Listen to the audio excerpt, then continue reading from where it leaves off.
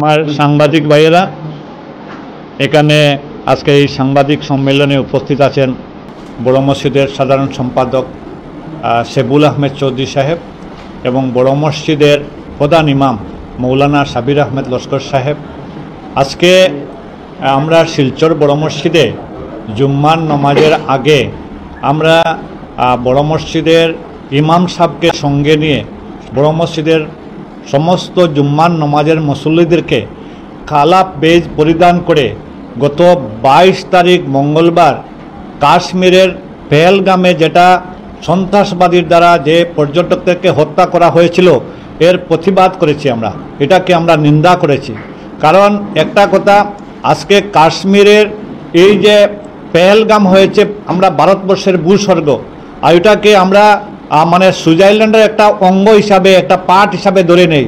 যারা বিদেশে যেতে না পারে এই পর্যটকরা কাশ্মীরে যায় তাদের পরিবারকে সঙ্গে নিয়ে।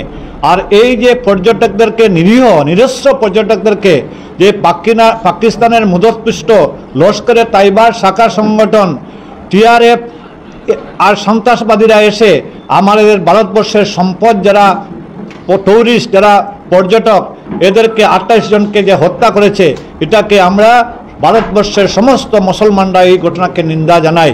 আজকের এই যে জুম্মার আগে পরে ভারতবর্ষের সমস্ত মসজিদে এই ঘটনাকে নিন্দা জানানো হয়েছে, ধিক্কার জানানো হয়েছে।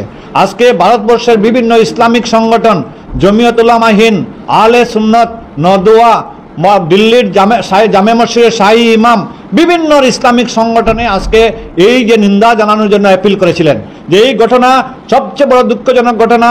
বাইরের দেশ থেকে এসে আমাদের দেশে ঢুকে যেইভাবে সন্ত্রাসবাদী কার্যকলাপ করবে ওটা আমাদের কোনো অবস্থায় মানব না। সরকারকে যদি আমরা কিছু দাবি থাকে আমরা দাবি করব, দাবি আদায়ের জন্য অনুরোধ করব, কিন্তু সন্ত্রাসবাদীদের কোনো অবস্থায় আমরা প্রশ্রয় দিতে চাই না।